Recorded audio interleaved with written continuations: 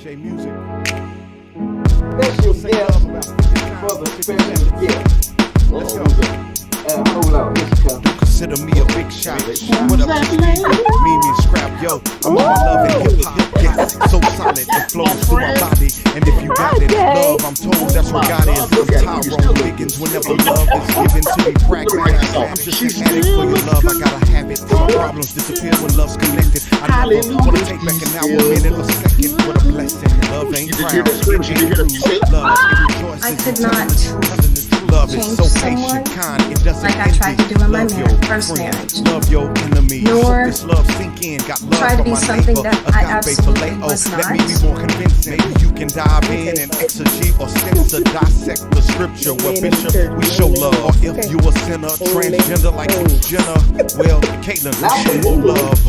Basic Well, I'm sure all of them, but I only deal with it. God I don't can know take what one to love, do. then add or multiply it. Don't want to swear by it. Like I said, I promise if you don't have love, your life will be full of the definitely have opposite. to And that's a big mistake. have your You trying to discernment. demonstrate all love in sync like Justin Timberlake. And that's a big But mistake. I'm You definitely trying to not. demonstrate I mean, all love That in is so sync true. will Yeah, be they have full to of forgive the other person, and and that's then a they big first mistake. of all they gotta Trying forgive to themselves demonstrate first all love before they in can sync go and like forgive the Justin other person. Timberlake. And that's a Because big it starts mistake. with you. Trying to Everything we do, demonstrate all whether it's love or in sync whatever, it like starts with us Justin first. We gotta Timberlake. love ourselves first before we can show love towards other people. You know, and we gotta forgive ourselves before we can show forgiveness towards others. And also, you have to receive forgiveness from God. So many people, they have not forgiven themselves, nor have they received the forgiveness of God because they still hold themselves captive, you know, and they crucify themselves for whatever they've done in the past.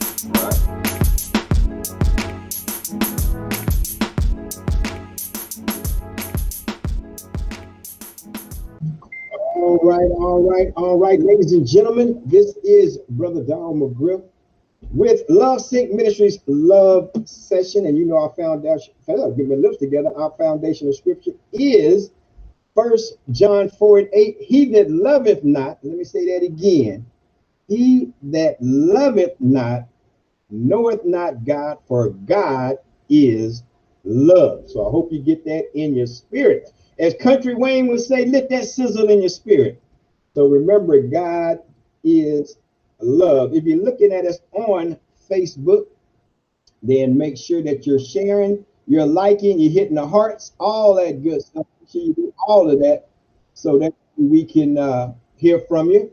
And also on the YouTube side, make sure that you are subscribing and hit the notification bell. When you subscribe, make sure you put it on public so I can see your name. So when we do giveaways, I can find you. All right. So we're going to finish up because the last time I was talking to these young ladies, got the raining and acting the food in North Carolina. So it kind of messed up some of the production there. So we deleted everything. We said we starting over all over again. So it's Monday and it's the first day of the new month and everything. So we starting over fresh and new. So I'm going to go ahead and have my crowd go ahead and put their hands together as I introduce the first lady, and that is Miss Pamela Turner. Let's bring her on up, ladies and gentlemen. Miss Pamela Turner in the building. What's going on, young lady? Hey, you got it. What's going on with you, sir? And life, liberty, and the pursuit of happiness. You know, Wow, that's wow. what they say our favorite hit. And Yeah, her that's what cohort, they her said, buddy, right? her cohort and her buddy in crime. Now let's put our hands together, ladies and gentlemen, and bring up Miss Brenda Ray. Miss Brenda Ray, how you doing, young lady? Doing well, doing well. All right, good. All right. You know how I like to start things off with my 5 questions. So they're gonna be different from the last time. This might be even a little crazy with what you was used to last time. So here we go. I'm gonna make it easy. What's your favorite ice cream? Strawberry cheesecake. Okay. All right, Miss Pamela. It's a butter pecan. Butter pecan. All right, here you go. Now, this might be a tough one for you here. Which one's your favorite? Mustard, collard, or turnip greens? Collard greens. College. Oh, look at that. It must be a North Carolina thing then. Huh? All right. Here you go right here. What's your favorite? Pig's feet, chitlins, or hog maw? Chitlins. Chitlin. Okay. And here's another big one here. When it comes to your grits, do you put sugar or salt on it? Salt all day. Salt. Salt all day. Okay. Salt and butter. All right. And if I tell you to make me some Kool-Aid, what flavor you gonna fix? Grape. Strawberry. What'd you say, Pam? Grape. Oh, you got grape and you got strawberry. Okay, then. All right, there we go, then. That's good for that. That's our 5 questions out the way quickly. So real quick, you know what I always ask my people, because they have to know and they want to know. So we're gonna keep it to the point. So real quick, Miss Brenda, since we asked it last time, you should have it already there and ready to go. When was you saved, but when did you start taking your walk serious? Talk to me. I would say serious, probably in 2008. Okay, in 2008. All right, that's when you start taking it serious. Yep, you still there? Yeah, we all here. So that's when you started taking it serious in 2008? I can't see you. Okay, all right, cool. Mhm. All right, so now, Miss Pam, when did you start taking your walk serious? We just go when you start taking your walk serious. I don't remember the year, but I remember the age range. It was early 20s when I started taking my walk seriously. More devoted to Christ, you know. Yeah. Okay, so once you so you start in your 20s, and like I said, a lot of times when I ask people that, a lot of them consider when they got baptized, that's when they were saved. So a lot of people give me a lot of ranges from like 7, 8, 9, and 10, all the way up to 19, 20. Then the majority of them say that they start taking their walk serious, I guess, like in their later 20s and on, because then I guess at that time they had gone through some things and they needed to start getting their life right. You know what I'm saying? So, Yeah. been there, done that, got the t-shirt, so I know what they're saying. So, so let me ask you guys this: when you start taking your walk serious and things came against you, how did you use your faith to get you through that time? I'll let you go first, Brenda. I found myself praying more, reading more, getting into the word more, so that I could have understanding, and that gave me peace. But I stayed into the word a lot. Okay, great. And then Pamela. When you have those adversities, being saved, being a Christian, that should be the first thing that you do, is start praying.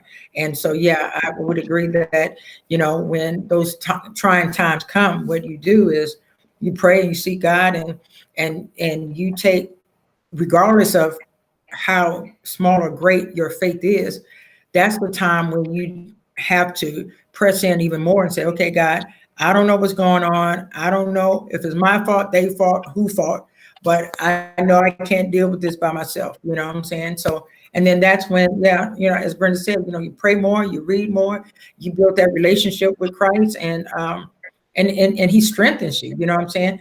He lets you know in his word. If you read it, he'll let you know, all you have to do is trust me, I direct your path. So, so that's definitely what we do. Read more, study more, and just build that relationship with Christ. Okay. All right. So we can get ready to start getting in the meat and potato thing. So here's what I want you to do for me, Pamela. You first. So why I gotta be first? Because you first. I talk to you first, so you first. Okay. So what I want to do is, so that for those that haven't been watching the shows and missed the first one we did and the second one we did, just briefly get into what happened with you in your marriage. And then I want to ask you, the second part of that is, how did that affect your relationship with your boys? With my boys? Okay. Yeah. So briefly get into what happened to you, and then how that affect your relationship with your boys. Okay. Basically, as I said in previous, being raped and then having sons at 16, and then turn around was turned and at 16, and then the next week I turned 17. And so shortly after that, I met my abuser / husband, and in about 7 months or so, we were cohabitating and living together and all of this stuff. And he just became very verbally abusive. And then he started becoming physical abusive on the slightest of things. You know, if he didn't have what he wanted, you know, he was arguing. I would fix the kids' plates, and if I didn't put any food on my plate, it was an argument, it was a fight. So it was just at a point where he, you know, from black eyes to dislocated shoulders to teeth marks in my face, and even going to church with black eyes, wearing sunglasses just to hide or camouflage the bruises that I had. So it was a lot of turmoil that I went through with him. It was a little bit shy of 10 years or 8.5 years, give or take, of abuse. You know, he would drink, and, you know, his mom would tell me, you know, don't bother with him, don't talk to him while he's drinking, or wait a week or two to address certain things. And it was just that she was literally supporting what he did. She never denounced what he did. She never said that's wrong or get help, or she was just trying to pass it. But once again, she was an abuser as well. So for those years that I was there, and as I said before, the very thing that kept me there was the very thing that pushed me out, which was I wanted my sons to have a father or father figure because of how they was conceived. I never thought that they would ever meet their father. And so this man was the closest thing that in my mind, I would think to a father that they would have. But then that night that I left the thought was, if something happens to me, what happens to my sons? And so as I said before, the very essence of what kept me in that domestic violence marriage is what helped me to push me out and to birth me to a new life, to a survivor. And so, like you said, so, you know, that's a lot of stuff going on. And as we spoke before, your sons knew what happened and knew who it was and how it happened. So again, so like you said, so now how's that relationship between you and your sons? Well, as previous conversation, you know, it was about 3 or 4 months ago. One of my sons wanted me to talk to a young man, and because he had a lot of anger issues, and I was talking to him. He said, "And Mom, you know, and tell him about how you sent us through the window to the police officer when I was little." And I had never known up until that time. I never knew that he even knew that happened. You know, because I always thought that, you know, in the abuse, they was always out of the way. They was always in a room. I didn't think they even saw those mishaps. So, but apparently at least one, if not all, but at least that one, when he went out of the window to the police officer as I was fleeing from my abuser, stabbing the door with 2 knives and trying to get in to abuse me again or possibly even kill me. That the very night is when my son recalls going out of the window to a police officer. So that being said, we really, because this is still new, to be honest with you, we haven't discussed it anymore, but I can say that I do believe that it has scarred him in a way of how he's a good guy, he's a great guy, but I think that that answers some questions that I've had about some things that he's going through in his personal life. So like I said before, we hadn't really discussed it any further than that, but there will be a time where we will discuss it. Now, as far as, well, we'll just say it like that. Okay, now I have a problem. Okay, then, so now, Miss Brenda, if you go ahead and give us a little slight or brief on your testimony on what happened with you as well. Okay. I was stabbed 10 times by my husband. There was no warning at all. He had been drinking. Alcohol was not his friend. And I had learned of him being in an affair, probably about 2 weeks prior to the stabbing. And I'd asked him to leave, and he didn't want to leave. So that particular day, I came in from work and started doing some laundry, and he just started stabbing. Just started stabbing, constantly telling me, I'm trying to make amends, you don't want to make amends, and you're making me do what I'm doing. And so I ended up with 10 stab wounds, and then he drove me over to the oven and tied me to the oven door and basically just left me there to die. And I lost a lot of blood. And I was able to, well, he thought I was dead. And so I was able to get my hand loose, the one arm, my right arm, because my left arm, he stabbed it so hard, he cut the nerve in half. So I was able to get my hand out, and I was slipping and sliding in my own blood. And I just prayed the Lord and said, if you're gonna help me get out of here, this man's gonna kill me. And he had gone out to my neighbor's house, but I went out the sliding door in the back and ran next door, and that's when my neighbor saw me, and he called 911. And at that time, my husband was getting a toolbox and a drill off, because he had said in the house, he said, I got to finish you off. I can't just leave you like this. I got to finish you off. So he was over at my neighbor's truck, looking in his truck for something. And then my neighbor said, well, look at your wife. And so when he realized that I had gotten away, that's when he got in the car and he fled. So they apprehended him that night about 10 o'clock. And he had ran into 2 other people with my car and total lost it and hurt them, damaged them as well. So that night they apprehended him, and he's been in prison since. It took about 2.5 years to go to trial, though, but he stayed in prison. I mean, in jail until he went to prison, until the sentencing.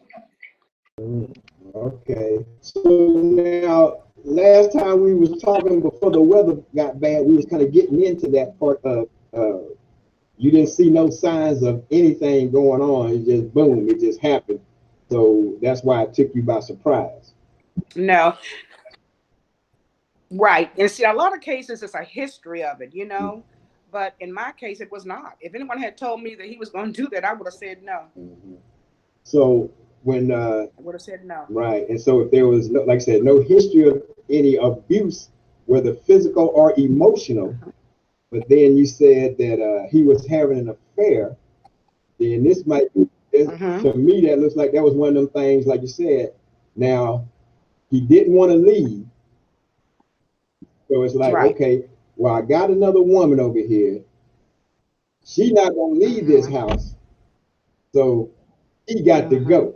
And that's why you got caught off by surprise, because he tried to get rid of you so he could put somebody else in your place.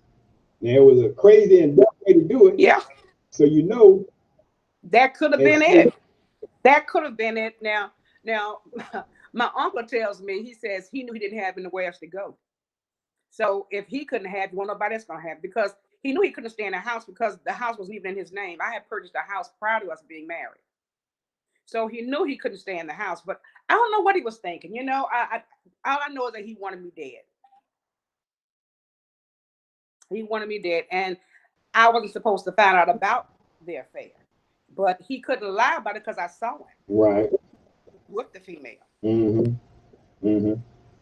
Yeah, see, so your thing, like I said, it's still abuse for sure. If somebody trying to kill you, that's still being abused. But like I said, he was trying to commit murder straight up, because Oh yeah, and definitely was charged with attempted murder and kidnapping. Yeah, because he was charged with both. In his mind, okay, I've been having this affair. She caught me, so I can't deny it. And I want to be with somebody else, but I want what I have here. And I. That's right. That's right. He said, I want my cake, my icing, and the cherry on top, but I can't do it because she's still in this house. And so, it could be one of the things, like I said, when all that hit his head, he just like, man, I'm caught. It's gonna get out here, and I'm sure y'all ain't in no city like Dallas where you could do something on one side of town and never hear about it. But I know y'all in North Carolina, so y'all telling them like once this get out, everybody gonna know. So before everybody know, Yeah. she got to go. Right. Right. That's what he thought probably. I'm sure he's regretting it now because she got a long time to be there. Yeah. So then let me ask you this, because you said you had a daughter before you married this guy, right? That's right. Okay. So now tell me then, how do you think what happened with you affected her, if any at all? She was very angry. She was very, very angry. She was hurt. And ever since then, she's been very, very, very. I can say she's overprotective. She's very, very protective. She doesn't even want me to live in Greensboro. She wants me to move closer to where she lives.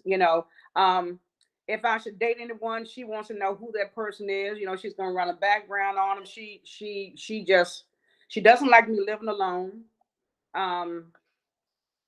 She's just very protective, very.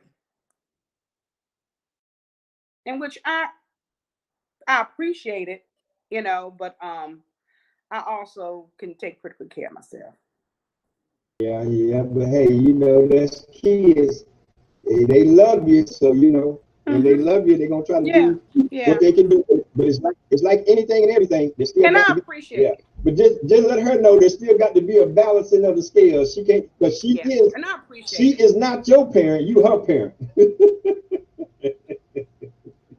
That's right. I have to often tell her that. She said, "Yeah, Mom, I know." She said, "But I still got to watch out for you." She said, "Because you're getting old now. You're getting old." I said, "Okay." Well, let me ask you this: how old is she? She's 35. Is she dating or have a significant other? Yeah, she's married. I have 3 beautiful grandchildren. Okay. Yeah, so tell her, y'all already got rid of that knucklehead. You know what to do from now on. That's right. That's one trap you're not gonna want to fall back in again. No. And she does want me to meet someone. She said, "I just want to be the right one." I said, "Well, so do I." I know that's right. So do I. All right. Well, let me bring y'all both back in. So let me ask y'all both, since y'all both went through this and you kind of answered my question. So both of y'all are game to marry again. Oh yeah. Most definitely. Okay. Yeah. So I know y'all not looking, y'all waiting for y'all Boaz to come to y'all, right? Yep, I don't look, but I don't keep my eyes closed. I know that's right. I don't keep my eyes closed now. I don't keep my eyes closed. The Bible says, "He that finds a wife find a good thing." Yeah, but you're not going to make sure I'm looking too. I know that's right. That's for real.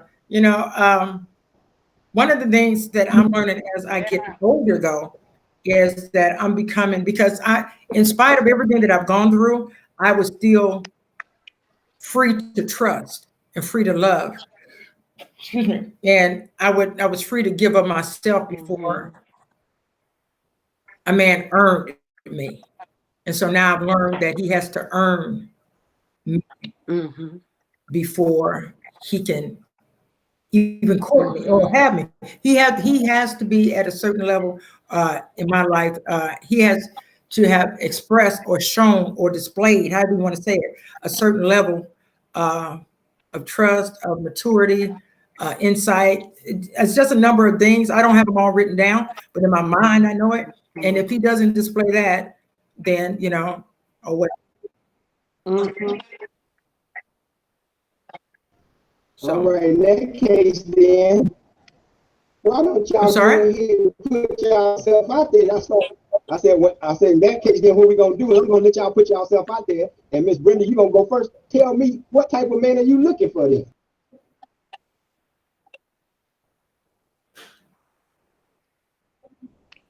Tell you. What type of man are you looking for? What kind of man? what man are you looking for? And what has he have to do to become a coach?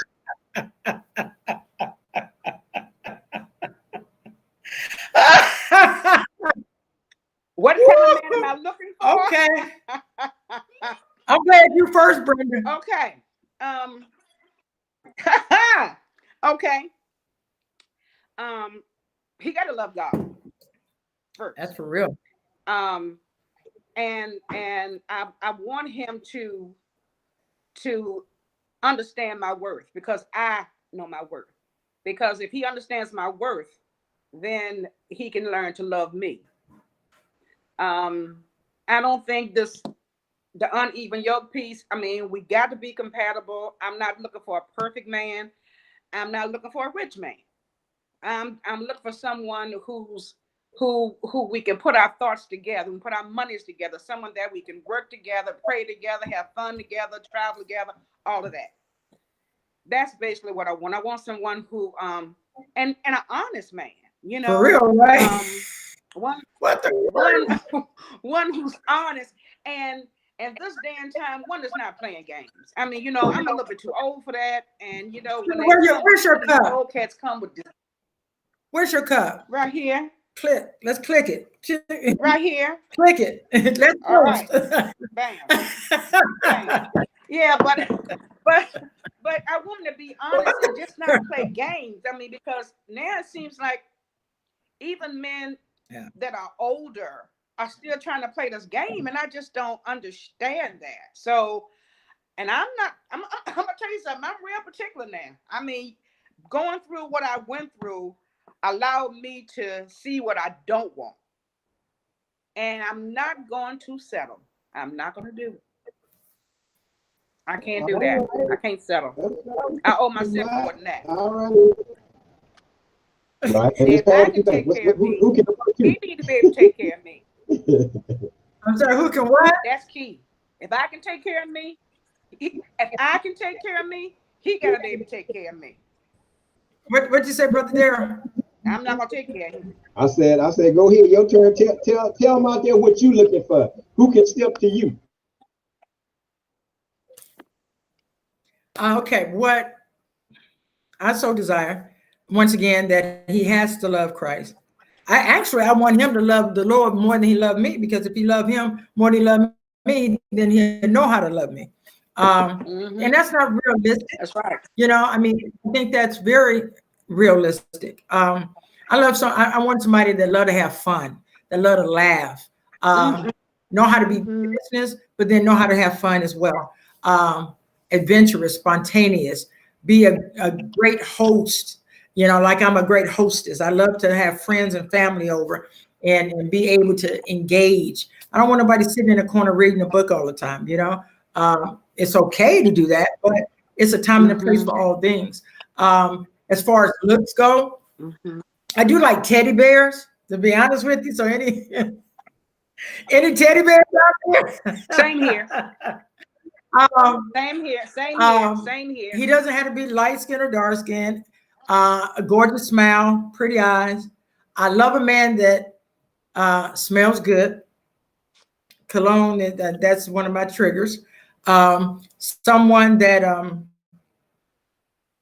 he know how to dress. He loves to dress, but doesn't have to dress all day. I'm not talking about suit and tie. I'm just saying accordingly. I mean, you know, just basic. I mean, I guess anything that, I guess a male version of me that love to dress, love to have fun, love to laugh, love people, love to help. No games. I'm so tired of men. The older they get, the worse the games are. And my thing is life is too short. And that's why I said that I'm not giving of myself anymore. And I'm not talking about physically, I'm talking about emotionally, until you have proven yourself to me. And I'm not talking about, it got to be, my mother used to tell me all the time, Pam, you'll find a good in a dog. And so I stopped finding a good in a dog and just say, hey, she did. She said, man, you can have a clip in your chin, in his chin. He said, Mom, ain't he fine? No, he not fine. You know, no. She said, you too pretty of a girl, too intelligent, you know, to just settle. And it wasn't so much that I settled. It's just that I want somebody that's even keeled with me, evenly yoked, as Brenda said. Just somebody to chill, somebody that can have fun and eventually have a desire to be married, because I so desire to be married again. Yeah, okay, well, I just got through having the last two shows I had were with single women and then with single men, all of them being around into their early to mid 30s. So now, you know, these days with the technology, the dating thing goes now that what they call sliding your DMs and all that kind of stuff on Instagram. So I know that ain't the kind of dating y'all doing. Ain't nobody sliding in y'all DMs and stuff, right? No. No comment. No. But I will say this is that the 50s is the new 40s, as they say. Mm-hmm. As far as, you know, I'm gonna be transparent. I'll be 55 this year. Okay. I don't think I look it. I don't act it, but but I want to put that out there. So anybody 30 and 40, I can't do that. You know, I'm an empty nester. So, I mean, I embrace children. If somebody, I mean, since you're putting it out there like this, I'm going to put all my criteria out there. So, you know, at the end of the day. If you don't tell them, they won't know. Say that, right? Say that, right? So I'm letting you know, I'm an empty nester. I'm an empty nester. I have 8 grandchildren. I love them, and I send them back home. That's right. You can have children. You can even have some the same age as my grandkids. I mean, I've dated a couple of guys that one was 62 and had an 11-year-old. The other one was 52 and he had a 12-year-old. And that's okay. But know who you are in their lives before you bring me into their life. Because one didn't know where he stood in the child's life. And then when I see, and I'm trying to assist you in your child, you know, it's an issue, baby. No, I ain't got time for that, for real. But just know where how you are with your kids, and don't expect anything less than, you know, I don't know. I mean, that's just that is just, it's crazy. And now I don't know how long you've been married, Brother Daryl, but if you've been married 20 years or so, this world out here of single life is no joke. It's no joke. I do not like being single. Yeah. I do not like it. Yeah. And the dating. That's what. What you need to do, you need to bring us back on with some of your singles. Since we are singles as well, we can give a better insight to the ones that's 30 and 40. You know, and I'm not going to tell these, you know, but what I can say is this: is that, like my brother used to tell me, don't take no wooden nickels.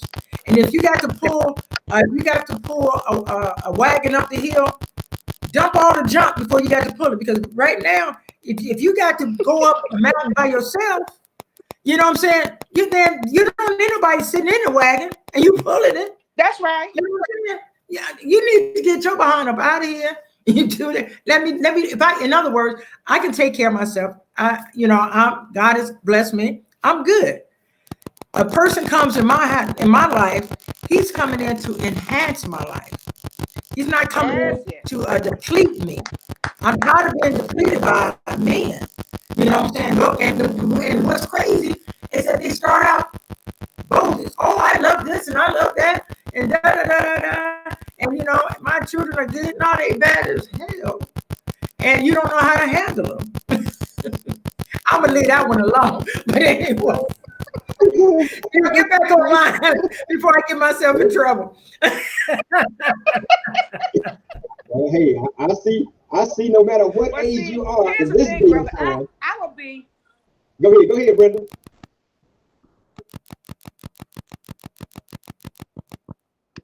He said, "Go ahead." No, I was saying that I will be 63 this year, so I definitely don't have time to play games, and I ain't got 62 more years to live. So I need, you know, I just need to, you know, come on with this now.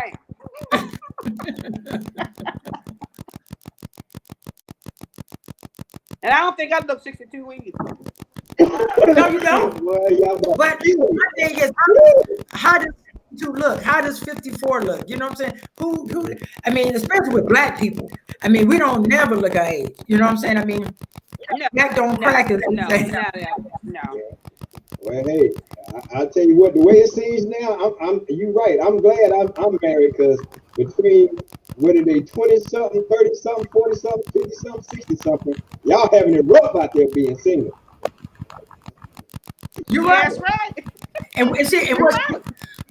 and what's crazy is that because of the ratio of women to men feel like it's an abundance of women, so they can pick and choose and they can do X, Y, and Z. You know what I'm saying? And if that's your preference, cool. But one of the things that I find out men don't do is that they're not honest with their intent. You know, if their intent is just to chill, there's some people out here that have friends with benefits. I'm not one of those. So at the end of the day, you let me know if that's what you want to do. And we can say, hey, we can just be friends and we good. But they come, I want to be married and I'm this and this and this and that. And I'm like, okay, but then it used to take 6 months for them to show their true colors. Now it only take a month and a half. So, so yeah, I don't have too much to worry about. You're right. You're right. You're right. That's great. Oh man, y'all crazy. Okay, then we got off on the single women talk. Let's bring it back then. So now let's tell everybody why you guys got together. So either one of y'all could take the turn or whatever. Tell me about the back-to-back empowerment.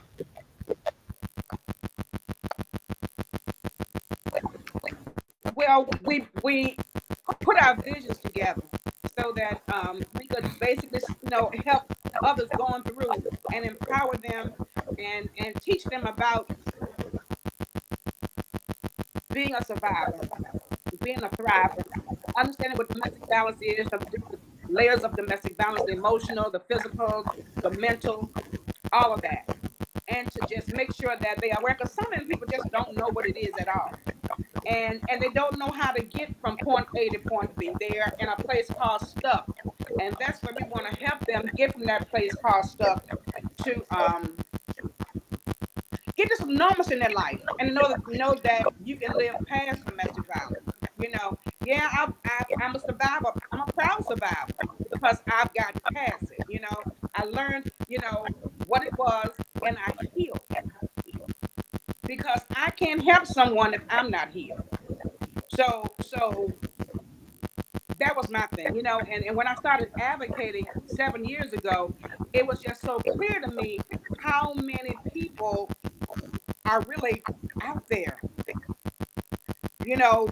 who are hurting, who have really gone through much worse than I did. Much worse. So we put our thoughts together and decided that we want to do this, to help other people, men, women, children, the elderly.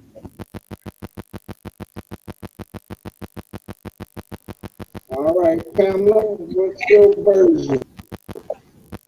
I'm sorry? I said, tell us your part of it. Noise in the back.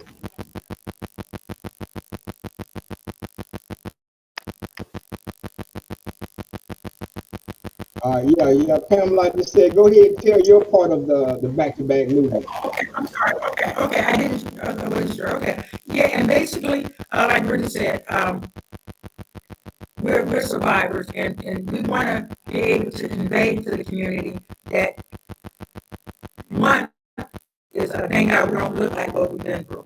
We don't act like what we've been through. We don't walk like what we've been through. And basically what I'm saying is that because we are survivors, because we were victims, and I said this quite a bit on different posts and different platforms, is that you didn't know me as a victim, but you know me as a survivor. And the reason why I say that is because so many times no one knew what I was going through, except for the four walls of my house. And so because I hid that, and when I hid it, I oppressed so much that it really created more mental and emotional havoc in my life. But to God be the glory that He delivered me from so much, and so now I'm a survivor. So, like Brittany said, we came together in our minds, in our vision. And last year was when I publicly have said that I was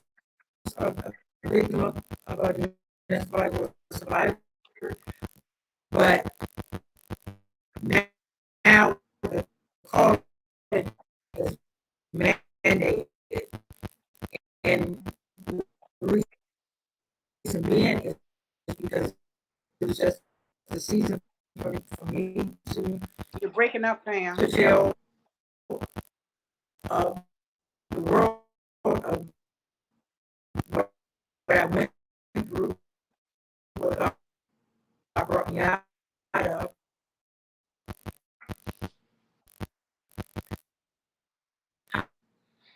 I brought me out of it, and that All right.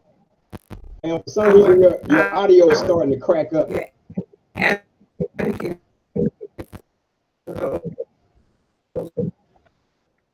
I don't think she heard you, Pastor. Oh, her thing is freezing. It ain't raining where she is.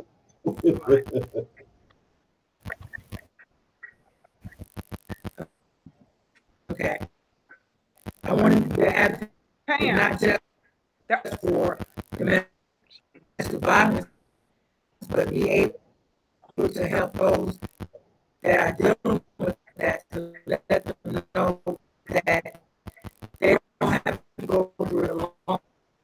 All right.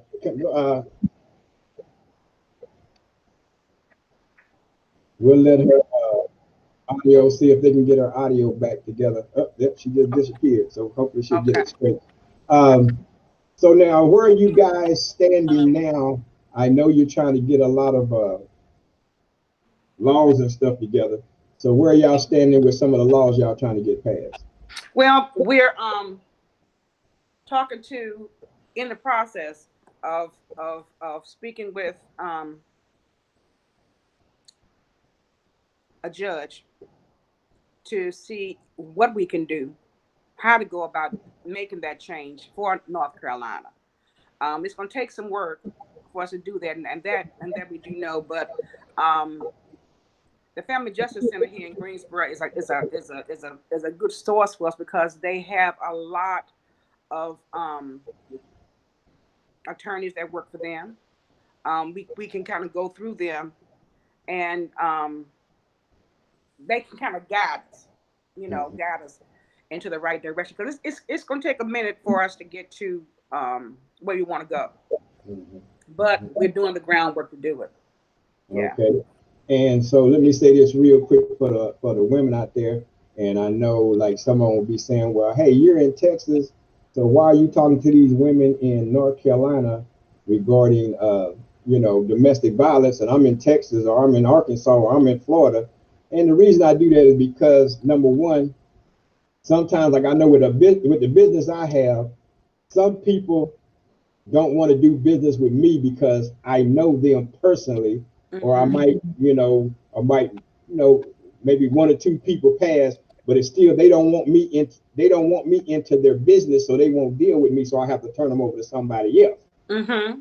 So the reason I'm telling them this is because even though you guys are in North Carolina, if they're just starting out or they need to talk with somebody and they don't want nobody in their state or their city to find out what they're going through or what's happening, because if it's something that's happening in that city, it get put in the paper or it gets spread around the church or around the community, then everybody will know your business, before you get to do what you want to do. So in this way, they can speak to you guys. You guys can guide them and counsel them in the way they should go and how they should do it. Mm-hmm. And then that way, you guys can help them to go back to their state and get help.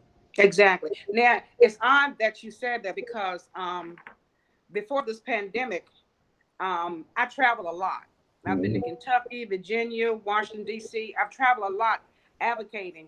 And what I would do before I got to whatever location, because they would ask me to come speak in different states. And when I would do that, I would always do my homework first to find out what kind of services they rendered in that particular area, and wondering why no one knew what they were doing in that particular state.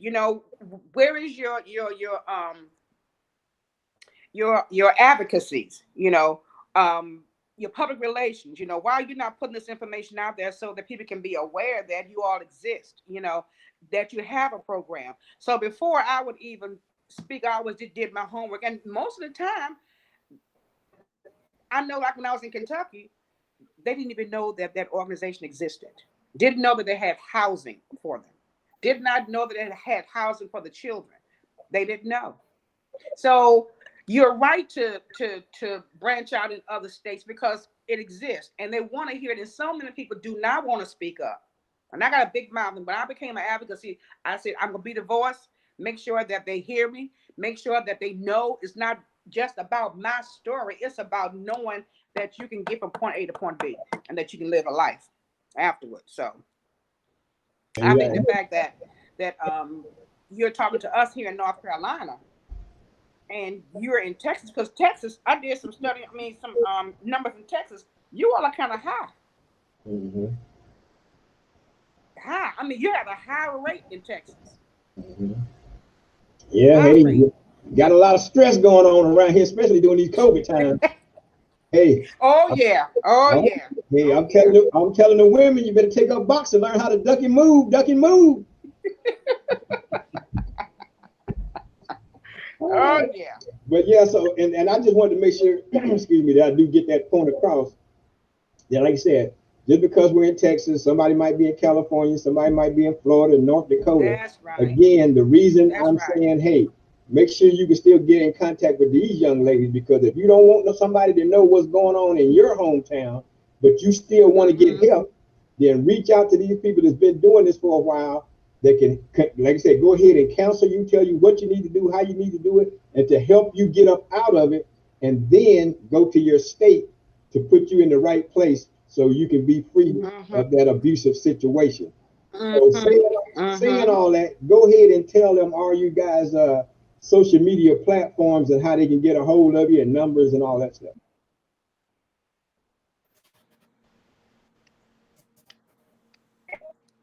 Did y'all hear that?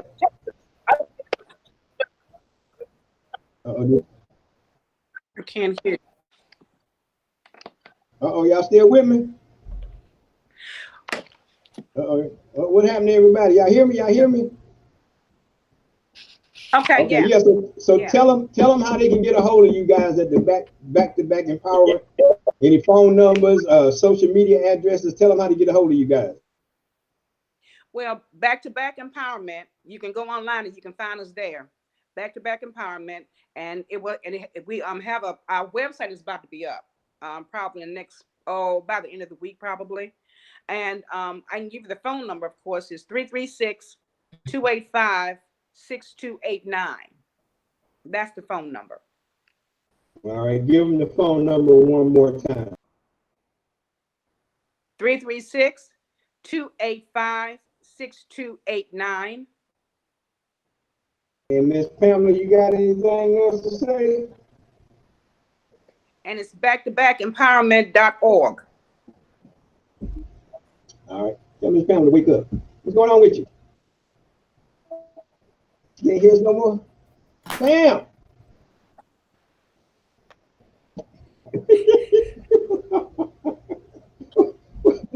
You okay? What happened to you? See, it froze. You froze up. That's how you was doing the last time. You was doing exactly like that. Okay. So it was a delay. She hears us, but it's being delayed. And so by the time we hear back from her, we on to something else. Ask her, is it raining outside? Is it raining outside? Okay. I think it's her phone. Well, you gave out all the information. I appreciate you ladies jumping on with me. We'll definitely do it again. See, she just now catch it. See how that delayed for her? But so you guys, stay in contact with me. Let's find out what's going on. Yeah. So we would do it. And thank you so much for having us too. I really enjoyed all right, it. I try to do my little bit, put my little piece in there so we can help out. All right. Well, you're doing it. Well, hey, you're doing it. I hope both of y'all find the man of y'all dreams. Can you all hear me now? Hope you. Yeah. Now we can. Okay. Yeah. There you go. What happened? What way we get? I mean, that's the same exact thing that happened to you last week. But hey, You guys keep doing what you're doing. Stay in touch. Next time I talk to y'all, y'all probably got y'all husband and everything going good. So Hello, y'all stay can you strong. hear me? Forget you. You go about yourself. So y'all stay strong and be safe until we talk again. All right. Okay. All right. Oh, yeah. Let me do this. Let me do this before you go. Hold up. So this will go along with your finding your husband.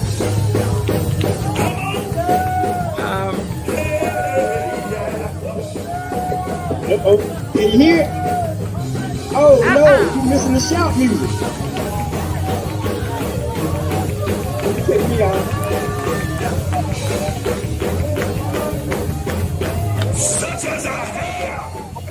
Oh, shout music. Okay, y'all missed it then. Well, I'm gonna have to shout y'all on out of here then.